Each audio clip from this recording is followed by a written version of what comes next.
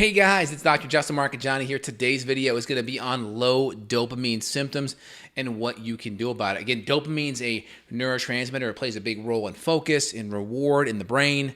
It also helps with energy. Again, low dopamine is going to cause all kinds of mood issues, maybe even hormonal issues as well. And before we dive in, make sure you smash that like button. It really helps with the search algorithm. Put your comments down below. Let me know if you have any low dopamine symptoms like I just mentioned and what you've done to help support that. All right, so let's dive in. So dopamine is a neurotransmitter, right? So it kind of helps the communication in the brain happen. So neurotransmitters are these compounds that exist between a pre and a postsynaptic neuron, and it's a little bridge to get that action potential from the pre to the post neuron and to the compounds in between. All right, so dopamine's a common neurotransmitter. Serotonin's the other one, right? There's things like GABA as well, or GABA, I should say, GABA, or there's things like melatonin's more, it's kind of a neurotransmitter-like compound because melatonin can come from serotonin.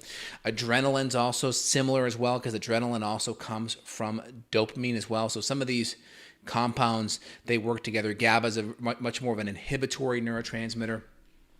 Beta endorphin's kind of one as well. They play a role in cellular communication. And when you're stressed, you're going to burn through dopamine just like your car burns through gasoline when you redline on the gas pedal. And dopamine's going to play it can get converted downstream to adrenaline. So dopamine can be used for focus, reward, that feeling of love, connection, happiness. It can also be shunted downstream to deal with stress and to help with adrenaline, mobilize fuel, deal with stress, right? And so when you're stressed, you need that constant bit of adrenaline to fire that fight or flight, to fire the sympathetics, to mobilize cortisol. Dopamine's very similar to progesterone, right? When you get stressed, progesterone goes downstream to cortisol to deal with stress and inflammation. Guess what? Dopamine goes downstream to adrenaline. So it's the alter ego of progesterone, if you will. And so very, strong connection, right? Women, when they get stressed, their progesterone goes downstream to cortisol, which makes their estrogen dominance worse. Then you can have more estrogen dominance symptoms. When you start getting stressed with dopamine, it goes downstream to adrenaline, and you can have low dopamine symptoms. That could be focus, that could be energy, mood stuff. It could be dealing with stress. All of these things are low dopamine symptoms. It can also throw off your cycle. Low dopamine can also cause a rise in prolactin. And prolactin is this kind of hormone-like compound. And when it gets elevated, your cycle can be thrown off. It can affect ovulation. It can affect FSH and LH signaling down to the ovaries. And it can really create a lot of hormonal imbalances. So we want to be very careful. Dopamine can throw off a lot of issues. So what do we do about it? So first off, look and see where the stress is coming from. Physical, chemical, emotional stress. Where's that stress coming from? Figure it out. Number two, work on food. Food is a big role because dopamine is made from tyrosine and phenylalanine, right? These are amino acids. These just come from protein. So if you have a low protein diet, a vegan vegetarian diet, you have poor digestion, right?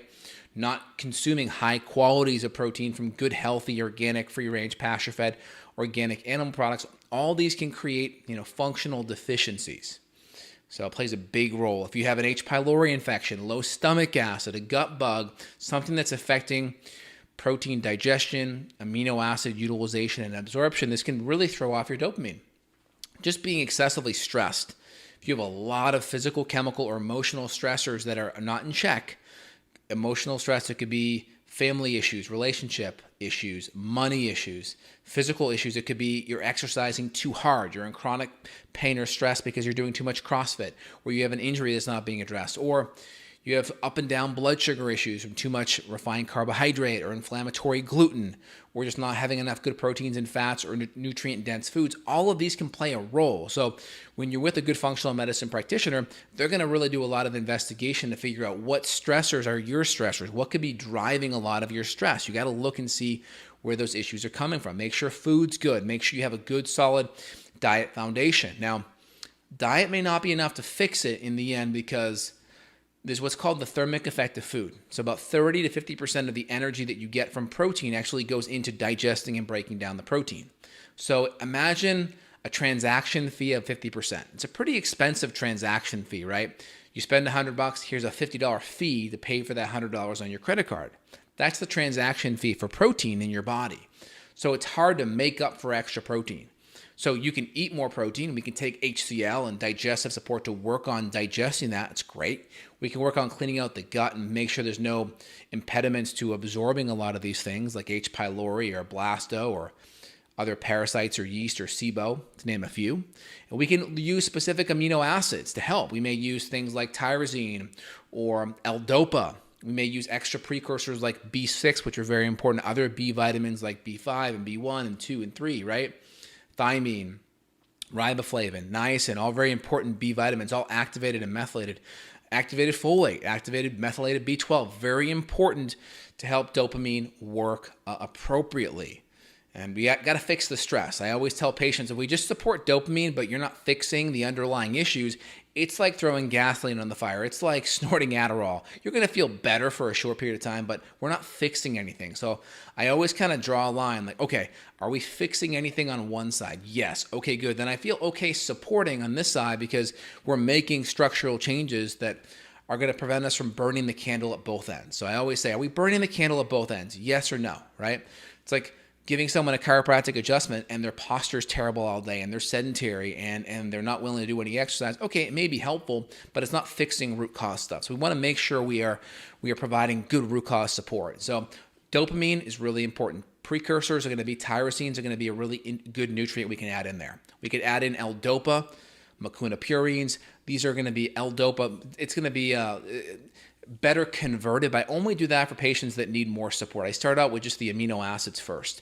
Now, we'll start off with 1 gram, 1 to 3 grams on tyrosine out of the gates. We'll provide some of the extra B vitamins to help those nutrients work well on top of that. Okay, that's really important out of the gates. Now, the enzymes that get upregulated when you give dopamine, it's called the aromatic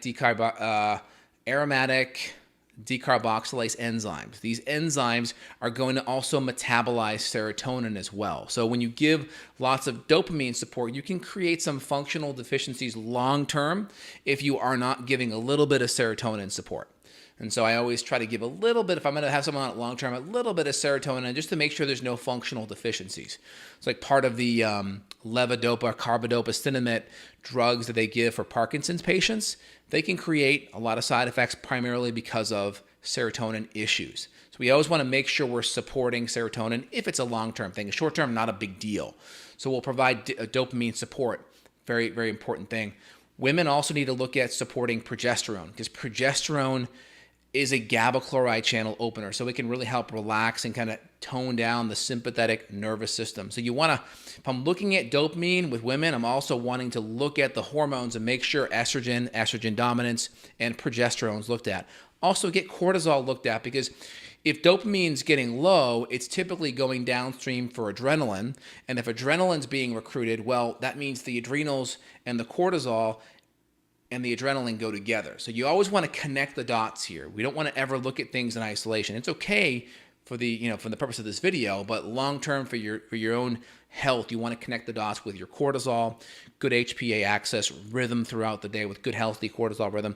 And if you're a female listening, get your hormones looked at, especially right in the heart of the luteal phase, right around day 20 of your cycle. So really important. So hopefully this is all making sense. Physical, chemical, emotional stress. Look at your diet. Look at your lifestyle. Look at all the connections that play into why your adrenals and your neurotransmitters like dopamine could be stressed. Kind of gave you a couple ideas. I start with 1 to 3 grams or so on the dopamine side. We add in all the precursor substrates, and then we look upstream to the adrenals and the female hormones as well. And then we cannot forget the gut because that's where all of these amino acids get broken down and absorbed. So again, this is Dr. J here. Hope you enjoyed today's video. If you did, click down below, thumbs up, like, description as well for all the other links. If you want to reach out to myself or my colleagues for consultation, functional medicine-wise, we're available worldwide. Let's open it up for your questions here. What is cooking?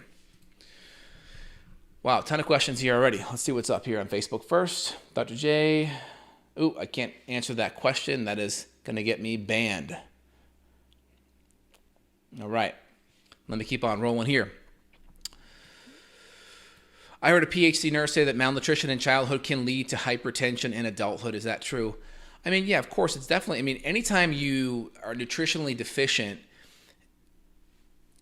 biochemical and hormonal pathways aren't going to run well. Now, it's all going to be about what's the weak link in you, right? Some people have genetic weak links that may predispose them for cancer or heart disease or dementia or stroke or other conditions or autoimmune issue or ulcerative colitis. So kind of like, is this going to cause this for you? It really depends. Genetic predispositions are going to really determine what that condition expresses as. Now, of course, if you're going to be deficient in certain nutrients like magnesium and B vitamins, and you're going to be stressed and inflamed, and your arteries are going to be more constricted, yeah, blood pressure is going to be a hallmark of metabolic syndrome, high levels of insulin, lots of inflammation, and low nutrients, like I mentioned. So for sure. If schizophrenia is due to an abundance of dopamine, then why is it not an enjoyable experience? Well, schizophrenia is going to be connected to lots of other issues. One issue with schizophrenia is going to be gluten sensitivity. So there's an autoimmune kind of component with schizophrenia. Like most conditions that are weird, that we don't know a lot about, they're finding there's more autoimmune connection with a lot of these conditions as we go along. So think gut permeability, think gluten, think casein, think gut bugs. Love to hear your thoughts on coffee enemas for liver and gallbladder detoxification. I recommend those if you're more sick. I think it can be helpful. The coffee, coffee enema is going to move your way up to the colon, move up your way to the intestine, hit the gallbladder. It's going to help the liver increase glutathione synthesis. It'll cause a lot of toxins to be released from the liver and gallbladder, which is good. So it's kind of an acute way to wring out the sponge of your liver and expel toxins fast. For most people, it may not be necessary, right? If you have cancer or you have a lot of detoxification issues, it could be a good first step. For most people, just drinking more good, clean water, adding some extra sulfur amino acids, methylated B vitamins, maybe adding some binders and sweating a little bit could be enough. So it all depends on where you're at. If you're doing AIP, low FODMAP, and can't do ashwagandha for stress, is there anything else you recommend? It depends on where you're at. Some people will recommend kind of more uppers or more things that kind of push things up on the cortisol side. Some we may go down. And of course, a lot of those like ashwagandha may modulate in the middle. So it depends. I wake up, I break in a sweat like a furnace. I'm doing a monthly carnivore keto for years. I'm on bioidentical hormones. I don't know where the missing link is. I get plenty of rest. So it just depends upon what's driving the hormonal issues. First thing I would look at is the hormones, because that's going to be one of the biggest things that will drive things like hot flashes. I'd want to look there first and get some testing done. If I suspect low acid but extra HCl or ACV causes an acid taste in my mouth after eating, does that mean you should go higher with HCl or back off or do more enzymes? It depends. Typically, you're going to be looking at burning or irritation or some level of warmness in the tummy. I want to know, like, one-offs don't help me. I like to look at patterns. So are you always having some kind of reflux with all foods? If that's the general trend, I'd want to look at what's going on in the gut from a bacteria issue or an H. pylori issue. But you should have some level of burning or discomfort down low if there's a problem. But I want to know if this is an issue with all foods all the time. One-offs don't help. I always look for patterns. Like, I'm very good at helping my patients. I look for patterns, but one-off stuff aren't super helpful. 64-year-old mother had one kidney removed and stopped HRT 3 years ago. Cholesterol levels increasing. Should we be concerned? Cholesterol by itself is totally worthless for me. You got to look at all the other ratios, particle size, inflammation markers. You really got to look at the whole picture. If not, it's not very helpful. Okay, good questions. Is it normal to have worse magnesium, potassium deficiency symptoms, temporarily twitching after starting to get a lot of magnesium, potassium in diet? Maybe the body gets an overdrive. Not sure. Not sure what you're getting at there. Sounds like taking magnesium and potassium makes your symptoms worse. Not sure. Again, diet, inflammation, all that stuff matters. Types of those minerals also matter as well. Do you offer tests to see where one might be with serotonin and dopamine? Oh yeah, so just to add, how I look at or test for dopamine, we may look at things like homovanillate, a dopamine metabolite. Dopamine gets metabolized into homovanillate, and then it also can go down the vanilmandrolate pathway because it can go to adrenaline, and adrenaline gets converted to vanilmandrolate. So we'll look at homovanillate as a metabolite of dopamine, or we'll look at vanilmandrolate, which is a marker for adrenaline, and then we can look at 5-hydroxyindoloacetate, which is a marker for serotonin. Those are all good ways to assess what's happening there. Okay, good questions. I'm going to try to skip around here to go to the ones that are most relevant. Any tips for optimal methylation? Yeah, healthy green organic vegetables, healthy organic Grass-fed, pasture-fed meat is wonderful, good digestion.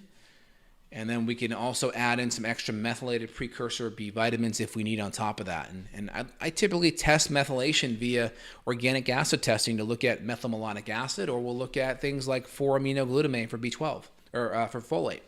Methylmalonic acid B12, 4-aminoglutamate for folate. Is it true CrossFit's recommended for men more than women? If so, why? Well, I mean, it just depends. I mean, I think men, obviously, just based on hormones, they have, I think, a 40% increase to build more muscle. Just that's what testosterone does. I mean, women obviously get amazing benefits through healthy level of muscle. Muscle mass does help with progesterone in women, so there's still equal benefits to have it. I just think if you do CrossFit, it's you need some kind of an on-ramp, right? I mean, in the old CrossFit days, there was like, you have to do this amount of reps, and you're going to do this AMRAP where you do as many reps as possible, and you keep going and going and going. And sometimes that's not the best. I mean, I find I much rather cycle through 2 or 3 movements, rest, and then do it again. Because I want my movements to be at the highest quality, best form. I don't like being 10 minutes in and like doing reps of something where I'm so tired, at a low level of energy. So I'm not a huge fan of a lot of the AMRAP stuff. I like having better form in what I do. And I think that takes a little bit more like, okay, not trying to get, number one on the scale, so to speak, or on the charts, but I want to have more quality. And it's hard when there's a lot of competition. So I think that's probably the bigger issue. It's just a lot of competition, and that can affect men or women, I think, equally. I mean, I felt that pressure when I did CrossFit for a bit. That's why I like doing it more on my own and really having a lot more quality in my reps. Okay, let me keep on rolling here. Left side chest pain, having a staph infection, and weight is losing. How to gain weight? Just gaining more weight, get your macros up, more carbs, make sure there's adequate amounts of calories, make sure there's good digestion. But outside of that, need way more information. I developed muscle switching because of too much coffee enema. Please replace minerals, green juices, otherwise in conjunction with coffee enema. You've been warned. Yes, that's the problem. With coffee enemas, you can definitely lose a lot of minerals. So you need to really make sure you're drinking really good water, maybe extra celery juice, extra magnesium, potassium, good mineral support. That's one of the downfalls of coffee enemas. It can lower your minerals. You got to be on top of that for sure. And again, if you're working with a good doctor, they should be making those recommendations for you. Good questions. Trying to add an essential amino acid supplement, but to help with energy, what is the best time to take in your opinion? For amino acids, if you're doing things that are like more dopamine specific in the morning and afternoon, if it's just amino acid specific, probably anytime throughout the day, especially pre or post workout would be great. And things more serotonin based like tryptophan or 5-HTP, probably more nighttime based. Excellent. Glad you enjoyed. Pain beneath the left side of the chest, so this side here. What are the factors suffering from splenomegaly, staph infection? The left side here could easily be stomach, right? Because the stomach's going to be like kind of right in this area here. So it could be more of a stomach issue. Spleen's going to be more down here. Pancreas down here, but a lot of those organs, they kind of mesh, right? The pancreas and the gallbladder or the pancreas and the small intestine kind of fit right in that area too, but probably more of a stomach issue. Again, I like to know more about timing. When does it hurt? What makes it better? But I always look at just inflammatory foods first, and then are we able to break down our foods second? Those are all really, really important questions to ask. Let me see if I got any Facebook love here, y'all. Let me see. Got any questions? Let me see what's cooking here. All right. I think I answered everything, guys. Hopefully you enjoyed today's video. If you did, put your comments down below. Reach out to me if you need. Hope you guys enjoyed everything, and I'll be back later on this week. You guys take care. Bye, y'all.